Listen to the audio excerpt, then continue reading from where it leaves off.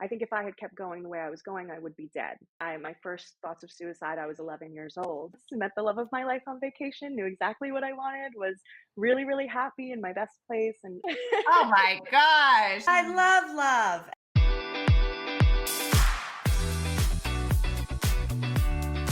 Welcome to the I Decide Darlings podcast. I'm Erin. And I'm Lisa. We are moms, wives, best friends, entrepreneurs, and authors of the book, I Decide, the happy little guide to living your best life. Pull up a chair, grab a glass of wine, and get ready to talk all things health, success, loss, money, family, and everything in between. These two besties won't leave anything off the table. So get ready to laugh, cry, hear the tips, tools, and stories to give you the success you crave, the life you adore, and the future you deserve. You are listening to the I Decide podcast. Hello, everybody. Welcome back to the I Decide Darlings podcast. I am Erin Lopez. And I'm Lisa Cox. Hello. Oh my God. Oh my gosh. A crazy Tuesday, Wednesday, Thursday. We don't know what day it is morning today. So Erin and I just got back from launching our newest product for our company the other thing that we do besides when we're on here podcasting with you guys. And it's something that is just sweeping the nation. It's gone viral. So we feel like we've been in an incredible, happy little tornado. Yes. I just love it when we get to our Wednesday podcast day. Oh, it's Wednesday. It's Wednesday. But this product is literally going viral, and we'll tell you guys about that later. But we're going to do a whole show about that podcast. Ooh, that's a good idea. Yes, it's been so good that I feel like that's why we're in this emotion of like craziness for all good reasons. Yes. And I get to introduce our guest for today, and I'm so excited. I already want to invite myself to her new home, which is in France. And I've been to her city years ago when I was 16, and she's going to tell us about her move and why she's there and all the fun things about her life. But first, let me please introduce her and just feel very lucky that we get to open this conversation with Gabby today. So Gabby Ortega is the owner and founder of OM Therapy Coaching, a cutting-edge company that focuses on helping the world heal from trauma using somatic and subconscious reprogramming. She has walked hundreds of humans through her unique interdisciplinary healing methodology and witnessed firsthand how profound this work can be.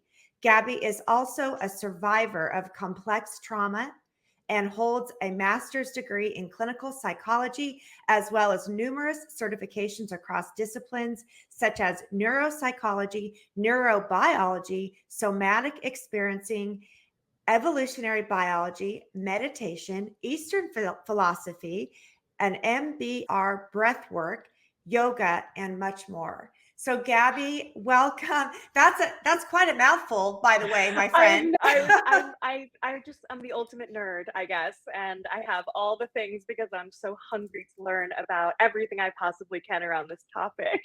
I love that about you. I surround myself in my life with ultimate nerds because I respect that so much. Yes, so much. And you have educated yourself so deeply in this. And we're excited to talk to you about this subject today and about PTSD and trauma healing. I feel like our world is it's all in the forefront right now. Finally, like the conversation has been opened. And so we're really excited to talk to you about it, to unpack some of the details today with you. But before we go into our questions, tell us about Gabby. Tell us about who you are. Tell us some of your history. How did you end up in this beautiful little city in France? We want to hear about you. Oh my gosh. Well, I mean, I won't get into all the nitty gritty, but essentially, I'm born and raised in New Jersey. I'm a Jersey girl. Love the East Coast. I miss it all the time. In a small town, kind of right across from New York City. So I spent a lot of time in that area. I had a lot of really intense early childhood experiences that, caused me to develop complex trauma, which at the time was something that just wasn't even discussed, wasn't talked about. Only really major trauma was And so that experience and those experiences kind of compounded over time, and I developed PTSD as well. Mm. And I was really struggling with my mental health, chronic anxiety, chronic depression, low self worth, people pleasing, being boundaryless, like all of these things that really prevented me from living my authentic life and really being happy. And for the longest time, it really, really plagued me. I went to college in California, moved to LA, tried to start over, but of course, these things follow you if you don't really, try to heal them, or you don't know how, or you don't find people that can help you with that. And so I really, really struggled up until my mid 20s when I decided that, I'd been to a bunch of different therapists. I had tried all the different things, and nothing seemed to really permanently shift in anything in the right direction that I wanted it to go. So I decided to kind of be my own healer. And I said, well, if I can't find somebody who understands what I'm going through or can really help me, I'm going to do it myself. And that's kind of always been my attitude.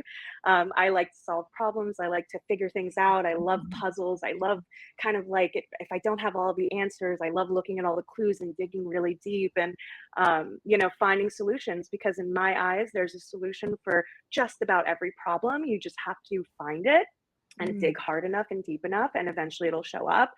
And that's when I went on my journey of healing. And it started with a master's degree in clinical psychology. I double specialized in trauma and early childhood development to understand mainly what I had gone through and how it affected my brain, my nervous system, my self perception, my behavior, my personality, really how it had all these effects on tentacles throughout my life.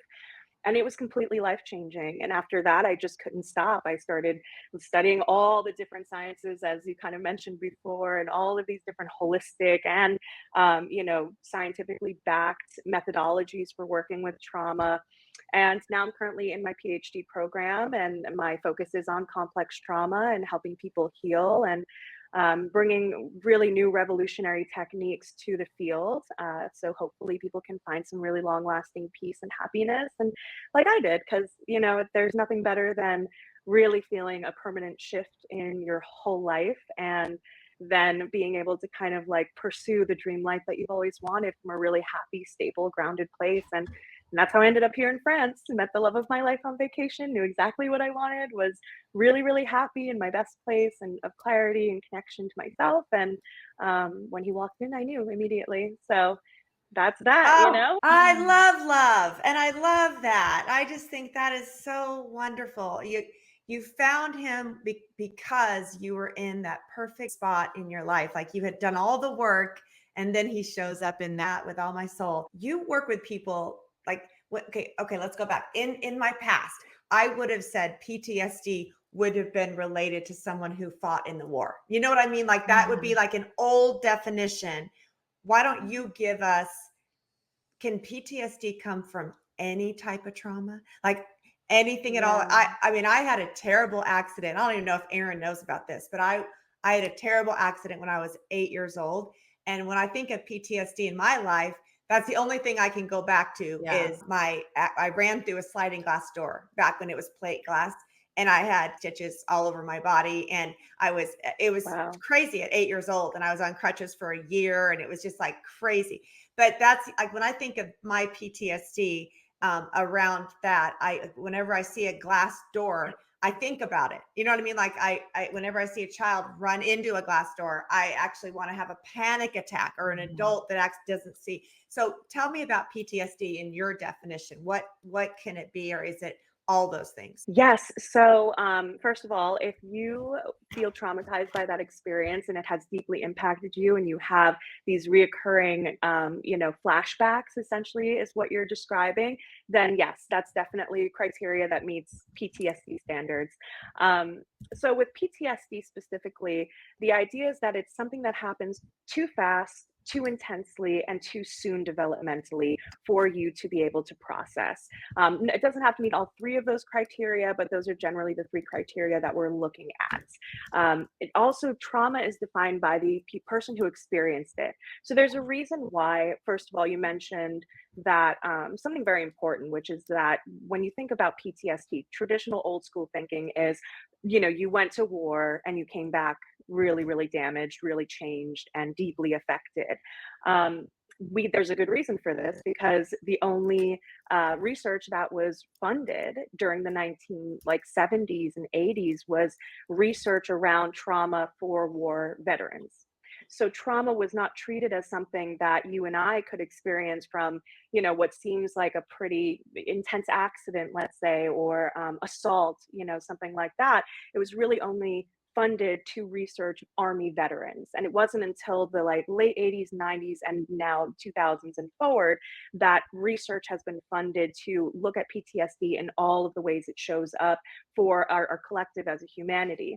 So Mm. that's why kind of there's a lot of emphasis on, oh, PTSD only happens when you go to war, when you experience a really severe death, like right in front of you, or murder, or something really intense. And it is something that's very intense, but it can come from any kind of situation that completely overwhelms you, and deeply impacts you for years to come. So that can, really range from any kind of experience: car accidents, like I mentioned, assault, being really, really sick, like having cancer or having a chronic illness. It can come from witnessing abuse. It can come from experiencing abuse. And it really depends on your experience of the event, and then how it shows up in your life, as reverberations Mm. thereafter. So some people are born naturally more resilient. We don't understand why. We're still kind of looking at this in terms of the research and kind of understanding the mechanisms behind this. Generally, it's thought that if you had kind of a better childhood experience, you have more resiliency. And there's also just natural genealogy around that as well, genetics that contribute to your ability to bounce back from, pretty severe experiences. But depending on kind of your natural resiliency, either things you're able to move forward, or things really stick and impact and continue to kind of show up in different ways in your life. And so PTSD really refers to not just the experience that you went through, but how that has fundamentally affected you throughout the rest of your life, and how you experience things. And if you have flashbacks, emotional flashbacks, visual flashbacks, excuse me, nightmares, and also how it affects your nervous system, putting you in kind of this state of hypervigilance, which is why, like you had mentioned before, when you see a child running to the glass, or potentially running towards it, you get this moment. That's hypervigilance in action. That's your nervous system has now been conditioned to be hypersensitive to potentially witnessing or experiencing yourself this trauma again. Mhm. So that's kind of the base definition of PTSD now as it stands. And like I said, it's very, very individual, and it depends on your experience. And I always tell my clients, if you feel like something has deeply impacted you, created trauma for you, then it has. And you can say that, and that's fine. Mhm. And I love that, because you're almost giving everyone permission to accept, something that I think sometimes is so hard, as we're holding on to something that, you have this beautiful mission of allowing people permission to move forward in a sense.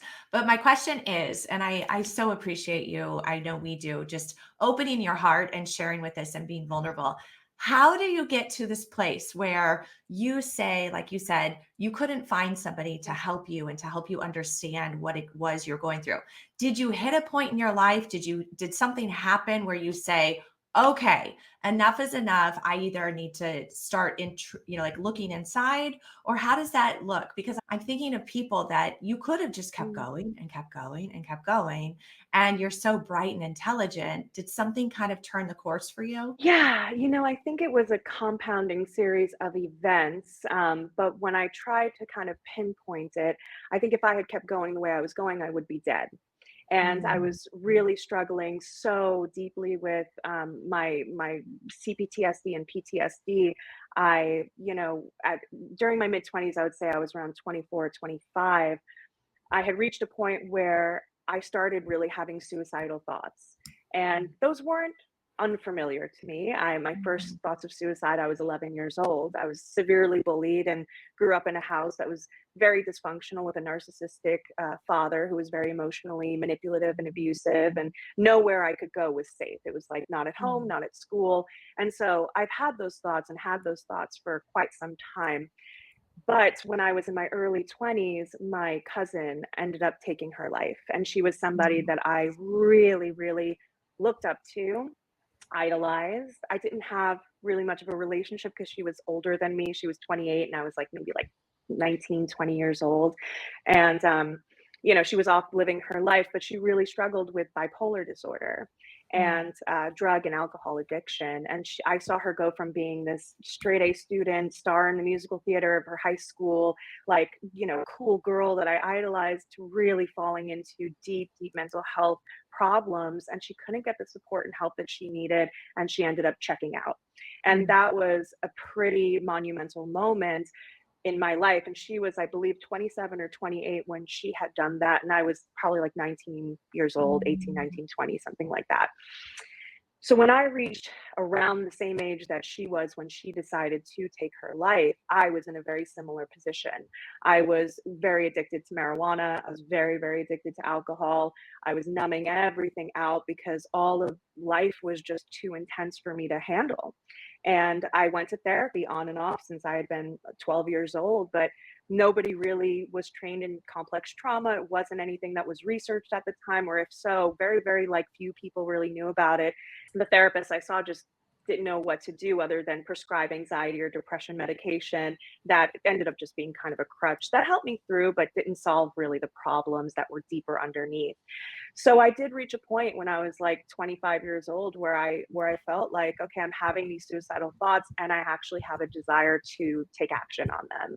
And that scared me more than anything in the entire world. And at that point, I remember reaching a moment where I was sitting in my apartment feeling really lost, feeling, like, why am I even here? What's the point?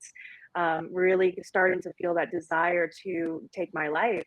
And some little voice came into my head. I can't really explain it, but it was this voice that was like, okay, listen, like maybe, yes, maybe it's easier if you check out, right? But let's not do that until we have literally explored everything you can possibly explore. And if there's no answers and no solution, then you can do that. But we haven't turned over every rock yet. What if you teach yourself about all of the things that you need to know to better understand what you're going through? And maybe you can do what you need to do to heal yourself instead of trying to find somebody to do it for you or to help you with that.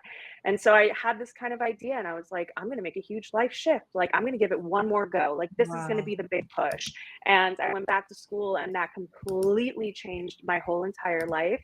Everything made sense. Suddenly there was like research and science and knowledge that I could just like, I was like, what? Like, oh my God, everything I went through, there's a reason I am the way I am. Like, it all makes sense. I'm not crazy. I'm not damaged. I'm not broken.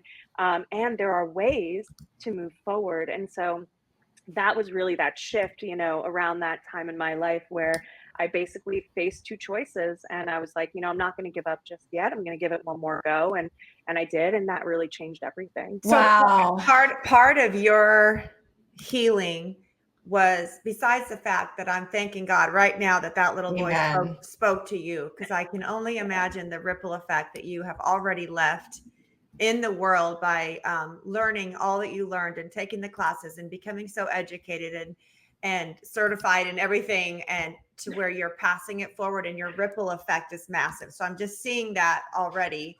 And I'm so grateful that you heard that voice. And I hope other people that are listening to this that might have a really low moment and suicidal thoughts, I hope they listen for that voice too, or listen to your voice and hang on, because we need you here. Because Gabby, you're changing the world for other people because you're here today. And so first of all, I just want to acknowledge that I'm really glad that you heard that voice. But another question I do have about PTSD and the healing process for people, I want to get into what you do for them and how you help them and serve them.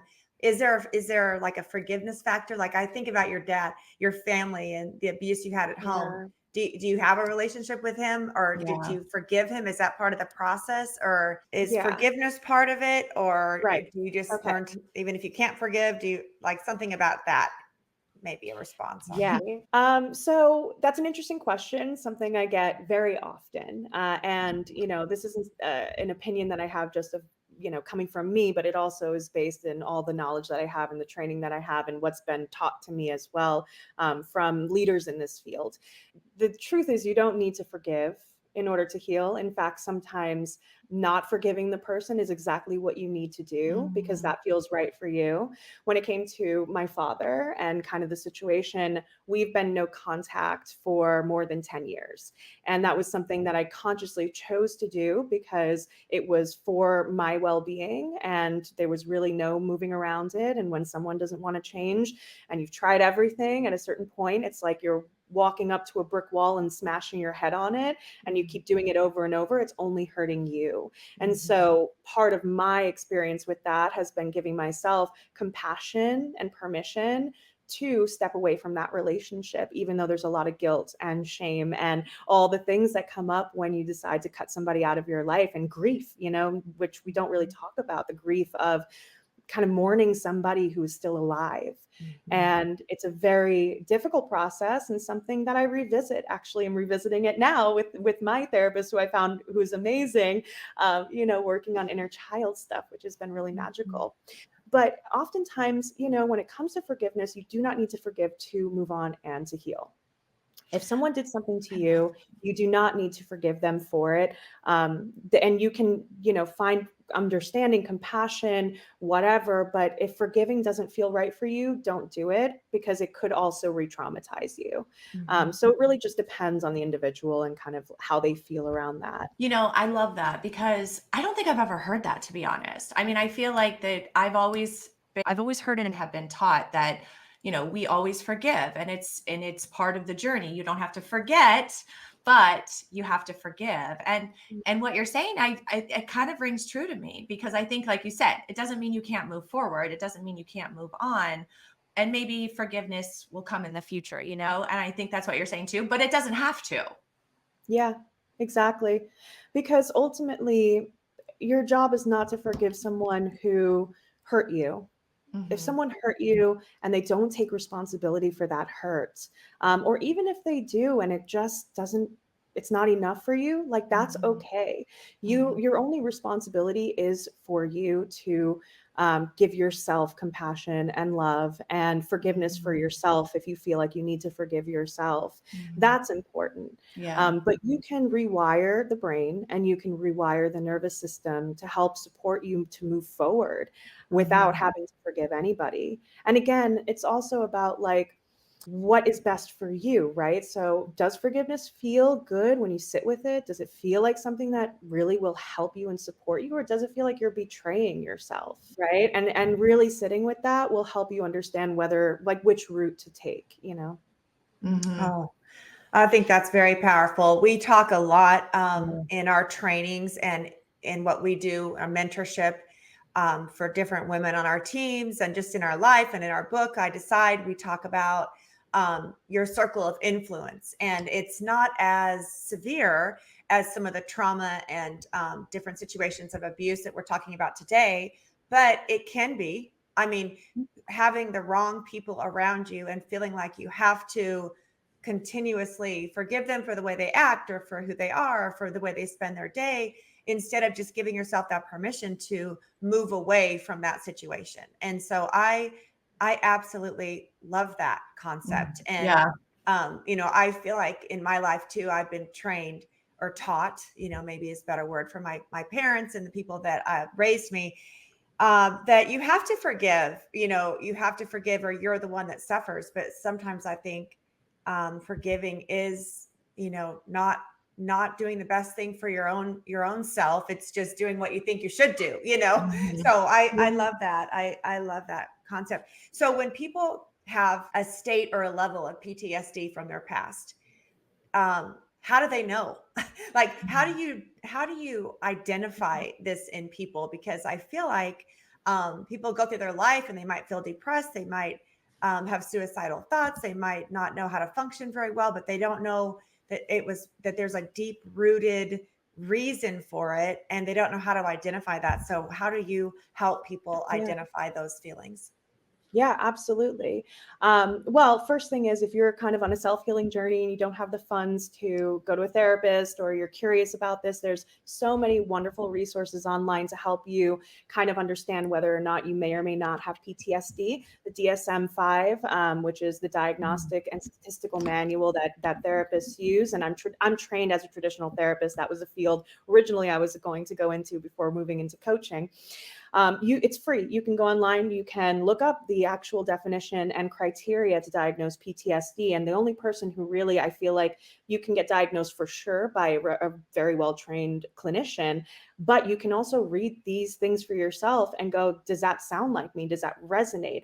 And when we're looking at what constitutes PTSD, there's certain elements that definitely are very, very particular to this diagnosis. So the first thing is chronic and severe, moderate to severe anxiety and depression, fear, things that, you can go through a moment of anxiety and it goes away, or you can have like a period of depression that's from one specific event. Let's say your dog, I love my dog, he passed away, your grandparent passes away and you were close with them. And it's based on that you go through kind of a depressive moment, and then you're able to kind of grieve and heal and move forward. That's not necessarily PTSD. PTSD is very long lasting, and it's kind of like you have some low, middle to high resting level of anxiety or depression that does not seem to go away fully at any given time. It's just present constantly and it's not situation based. So it can come at any time for any reason and intensify because of triggers. That's the second thing. Do you find yourself triggered or emotionally activated, in a way that's disproportionate to what's happening right in front of you? So, for example, let's say I went through a really severe car accident in 2012, 2013. And that contributed to adding on to the PTSD I already had. But, it's like the next time I would get into a car for many, many years, I would be so like scared, like any car that would come near, I would have like almost near panic attacks. And so that's kind of like the emotional triggers that can come up, that can remind you of a situation or something that happened in the past, and it continues to come up unless it's addressed. And emotional flashbacks, same as triggers. So basically you're kind of triggered into an emotional state from something in the present that is reminding you of that original trauma. Or psychological memory flashbacks. So you have memories flashing through your mind. It could be through nightmares. It could be just witnessing again a similar event that reminds you of that traumatic experience. Those are all different kind of hallmark examples of potential PTSD. And so, so those are some things. And also, it can lead to potentially and this is more on the integrative medicine side. So what I find very annoying and ironic is that, you learn psychology, but unless you go to a very specific school, they don't tie in with other medicines unless you learn all of those different medicines. So this is why I have so much training in these areas, because I was very curious. But PTSD also causes a lot of health issues. It can cause severe disease and illness like cancer to come up. It can cause IBS, intestinal issues, digestive issues, chronic illness, fibromyalgia, basically a whole plethora of physical experiences that are based on your genetics. So let's say you're predisposed to have certain diseases or certain health issues, asthma, diabetes, things like that. PTSD can actually be the thing that triggers, like the switch of the light that activates those genetic components through stress, chemicals and hormones that flood your body from these traumatic experiences that never go away. And then suddenly you have a plethora of health issues that you never had before. And so if you go online and you can kind of do some research on your own, if you're curious, if you're struggling with something like fibromyalgia or mystery pain, chronic illness, something like this, it may or may not be related to a traumatic experience that you had in the past and how that has affected you chemically in your body, and then how that's broken down your tissues and your cells and things and left you susceptible to some of these diseases and things that can be really complicated and painful. So it's quite complex, but at the same time, these are kind of the hallmark things that I would look for. And again, like if you, the simplest way to kind of start the journey of understanding if you have PTSD or not is to ask yourself a simple question. Did I experience a one-time, very intense, overwhelming experience that knocked me on my ass? And to use my language, I don't know if I can say that. Yeah, you can. Really knocked me on my ass that I have not been able to fully recover from. And I feel like it still affects me to this day. And that's honestly, like, if we were to boil it all down, like, that's the question that you can ask yourself, and Yeah.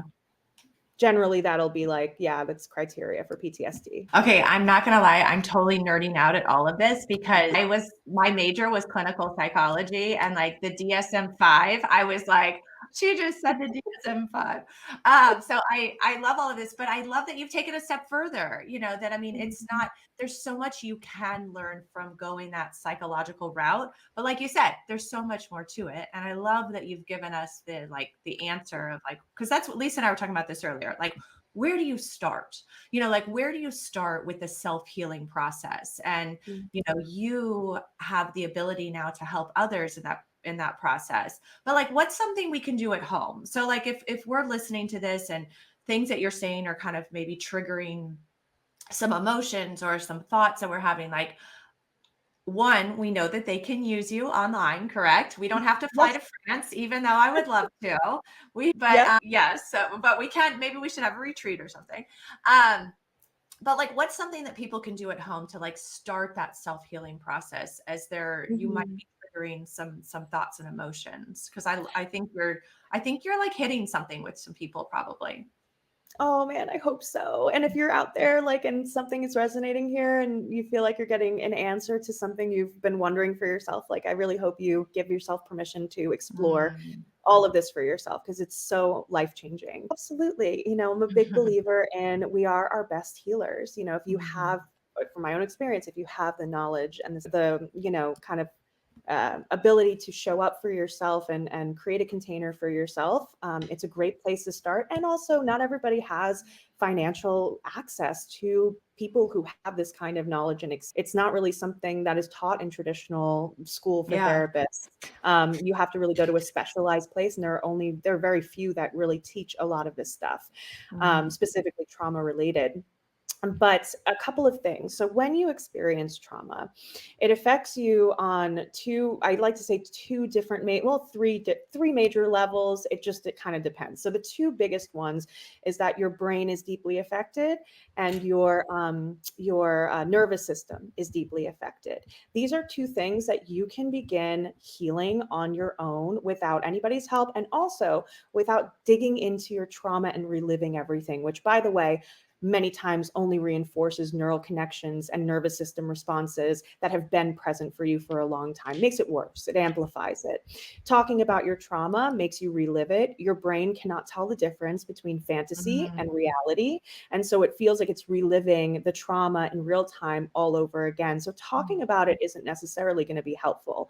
Is it helpful with a professional to actually have a witness to your pain and to help you untangle some of this by talking about it? For sure. But that only goes so far. Creating meaning and awareness around your experience is very important. But you also need to address fundamentally how it's damaged the brain and how it's damaged the body. With trauma, there are specific areas of the brain where they've done brain scans where essentially you have injuries. And so there's your amygdala, there's your hippocampus, there's your prefrontal cortex, there's your limbic system.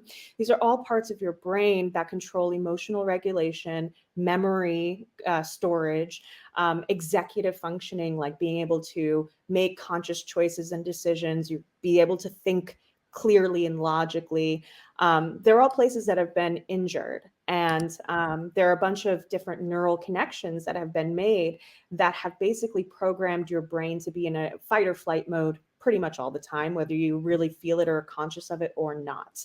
And so one of the things that you can begin doing to start healing these brain injuries is very, very simple. mindfulness meditation. I Wow. know it sounds like hoo-ha, woo-hoo, woo-woo, whatever. For me, when I first heard about it, I'm a science girly. So I was like, how is like sitting going to do anything? Well, it actually helps you grow gray matter in those parts of the brain to build them back up. They're not going to be shrunken, which means that when they're shrunken or there's holes in those parts of your brain, you experience like tremendous anxiety, tremendous depression, ruminating thoughts, obsessive compulsive thoughts, really negatively programmed mindset stuff, stuff that really wears you down after a long time. And so when you do mindfulness meditation and you learn how to like safely in your body bear witness to your own thoughts and your own consciousness, you're actually building neural connections to help the alarm systems of your brain start to reprogram to feel safer. It reprograms the memory storage to start wiping out some of the more negative things.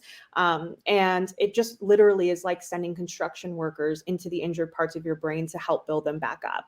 So like self-compassion, gratitude, mindfulness meditation, being able to do that for your brain is incredibly powerful. And I want you to think of it as like going to the gym for your brain. Like these practices, doing them regularly are going to rebuild your brain so you feel happier, more confident, more safe, more empowered, like all the good things. And all of that is really, this is the start. You do it that way.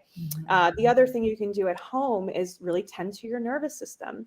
So your nervous system is there to communicate from your brain to the rest of your body, all your muscles, your organs, your tissues. It's like a long, you're going to laugh so hard. I have the nervous system tattooed on my arm. Oh my goodness. Yeah, so if you can see here, it's actually these long tendrils of nerve endings that are, they run from your brain all the way through your body. So you have your throat, you have your chest, your heart space, your lungs, your stomach, and then you have down here by your root, your hips, your butt, your pelvis, all of this.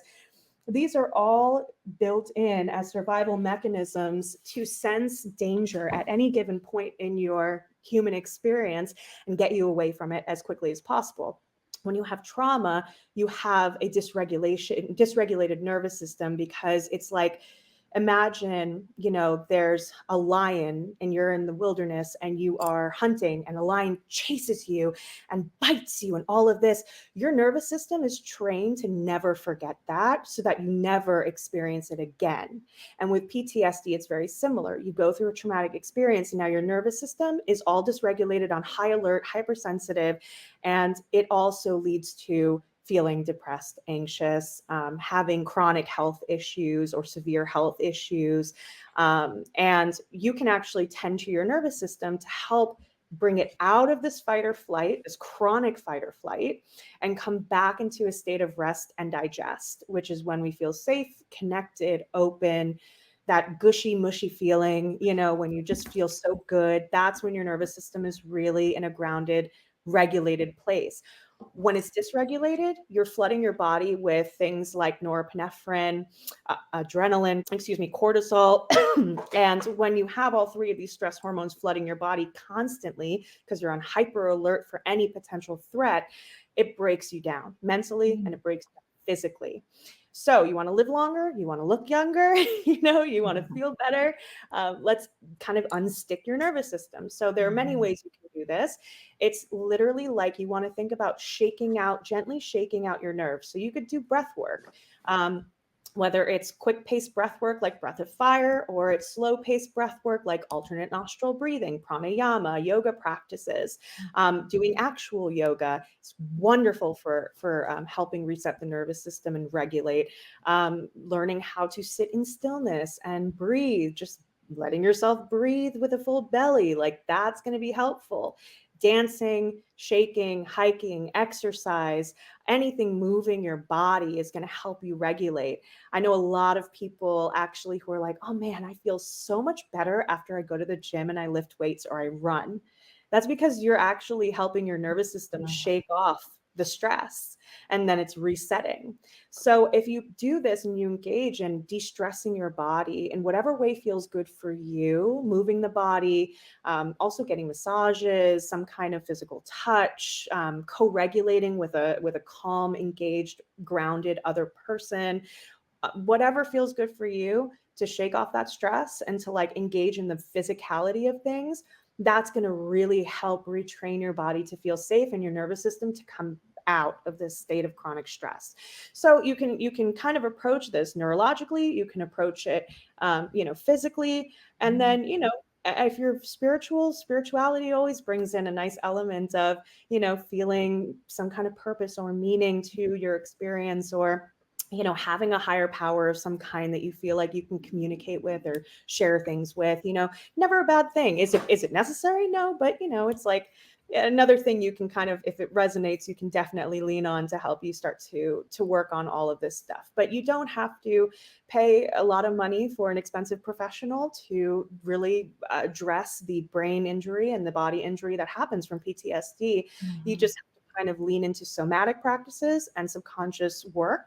And then you can kind of do a majority of the heavy lifting really, yourself. You are a gym. I know. It's all so excellent. And to me, it's so perfectly aligned with the beliefs that I have and that I've actually, like, I know we work a lot with people with their healthy gut biome, and, we know that the brain and the tummy they're all connected, but you said it so much better that we know that we have to help them work on, if they're trying to get healthier, lose weight, whatever they're trying to do with the products that we offer. What we're trying to also talk to them about is it's not just, getting your gut healthy, it's getting your mindset right. It's doing that. And I also love the shake it off thing.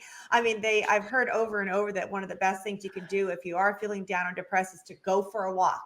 It's free. Yep. Get up, get off your sofa, get out of your bed when you're feeling bad, go for that walk. And when you're saying shake it off however you can, that just hits my soul, because I think so many people need to do that. They need to not sit in their sadness, and it's real. Their feelings are real, but they could do something for themselves in that moment until they can get to someone like you, Gabby, that can really, truly help them and go deeper and deeper. So love all of that. Oh gosh, you are amazing at what you do.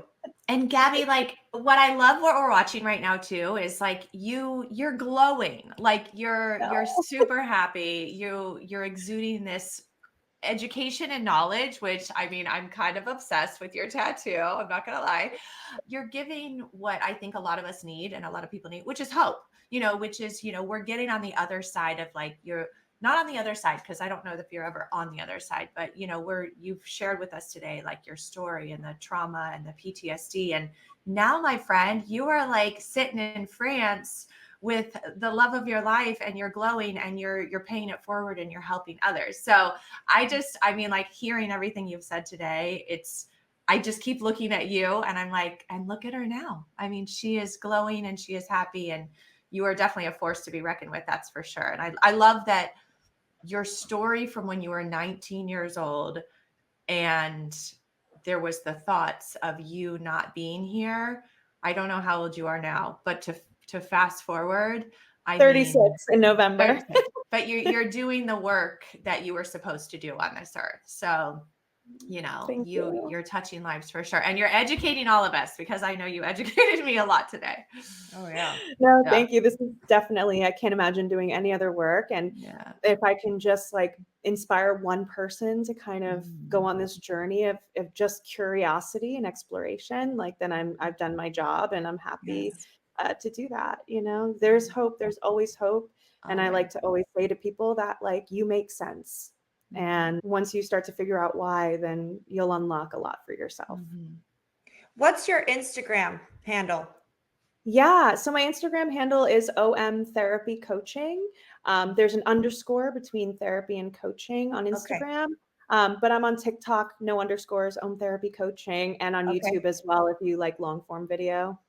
Okay. Well, we're going to have all that in the show notes, but I want everyone listening to follow you and get in touch with Gabby if you need to talk to her, and get involved with her coaching programs because she is helping a lot of people. And it is so wonderful. Gabby, I'm just going to say thank you for having us here today. Or thank you for coming here today with us or having us here with you. Either way. Either way. Well, thank you guys so much. I'm really glad we were able to talk about all of this. And it's so lovely hanging out with you ladies.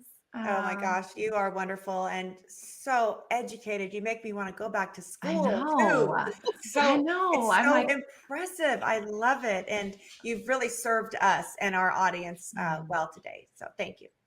yes. Thank you so Yes. much. And everyone at the I Decide Darlings, we know this touched somebody's string, somebody's heart, because we know it touched ours. So please make sure that you share this out with some friends that might need to hear this, and go follow Gabby Ortega on all the good things so you can keep being inspired and educated by her.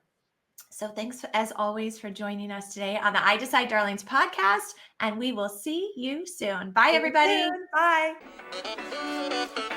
You've been listening to the I Decide Darlings podcast. If this podcast touched your heart, please share it with your friends and family right after you subscribe yourself. Don't forget to head over to iDecideBook.com and grab a copy of our favorite book and daily journal. As always, thank you for being here, and we can't wait for you to hear our next episode.